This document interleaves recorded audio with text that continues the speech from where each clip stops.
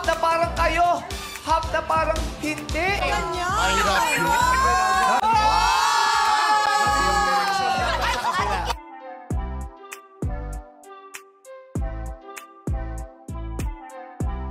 Tila unti-unti na talagang binubuking ng Showtime family ang estado ng puso ngayon ni Chinita Princess Kim Chiu.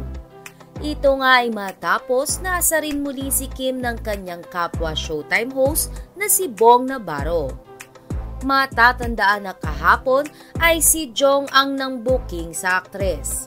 At ngayong araw nga, sa opening ng It's Showtime ay si Kuis Bong naman ang may banat kay Kim. Habang binabasa nga ni Bong ang kanyang spiel na parang kayo pero hindi, ay nilingon-lingon nito si Kim Chiu.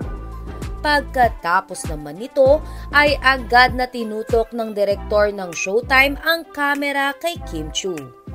Natawa na nga lamang si Kim at napasabi ng Direk John Molha.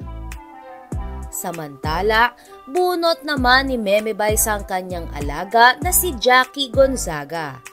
Lingid kasi sa kaalaman ng lahat na nag-viral ang water dance ni Jackie.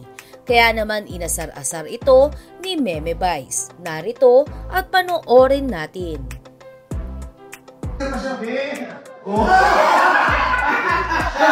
Nung bumalik siya, malis ako para. Hindi ba yung cameraman? Yes! Trending ba? Trending na dami ko pinita. Meron ba? Meron ba? Meron pa.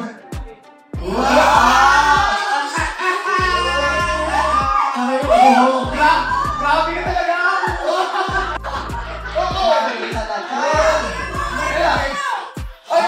Ayaw! Nagagawakan po ako sa pamunuan ng NLEX. Pag tumato ng yung pakihala.